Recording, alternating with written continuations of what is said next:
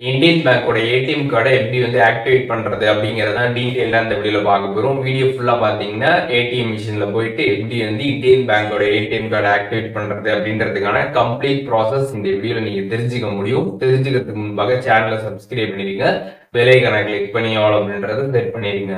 வீடியோக்குள்ள போகலாம். Indian bank ATM machine போயிட்டு உங்களோட கார்டை இன்செர்ட் பண்ணிட்டு ஜென்ரேட் செட்னு கிளிக் பண்ணிட்டு அதில் வந்து ஜென்ரேட் ஓடிபி அப்படின்றத கொடுத்துருங்க. ஒன்ஸ் நீங்கள் கொடுத்ததுக்கப்புறம் பார்த்தீங்கன்னா உங்களோட பேங்க் அக்கௌண்ட் நம்பர் வந்து கேட்டிருப்பாங்க. அக்கௌண்ட் நம்பர் பார்த்தீங்கன்னா வந்து என்டர் பண்ணிடுங்க. அதுக்கப்புறம் திருப்பி ரீஎன்டர் பண்ணதுக்கப்புறம் பார்த்தீங்கன்னா டீட்டெயில்ஸ் எல்லாமே கம்ப்ளீட்டாக ஷோ ஆகும்.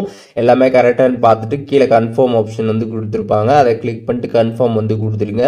ஒன்ஸ் அதை கொடுத்ததுக்கப்புறம் பார்த்தீங்கன்னா வந்து உங்களோட மொபைல் நம்பருக்கு பார்த்தீங்கன்னா ஓடிபி வரும். உங்கள் பேங்க் அக்கௌண்ட்டில் ரிஜிஸ்டர் ஆன மொபைல் நம்பருக்கு ஓடிபி வரும். அதை நீங்கள் பார்த்துக்கோங்க. அதுக்கப்புறம் திருப்பி கார்டை வந்து அகெயின் இன்செர்ட் பண்ணிட்டு ஜென்ரேட் செட் பின் கிளிக் பண்ணிட்டு அதில் செட் பின்னை கிளிக் பண்ணிடுங்க. அதை கிளிக் பண்ணிட்டு இப்போ உங்களோட பேங்க் அக்கௌண்ட்டில் ரிஜிஸ்டர் ஆன மொபைல் நம்பரை நீங்கள் அந்த இடத்துல வந்து என்டர் பண்ணிடுங்க.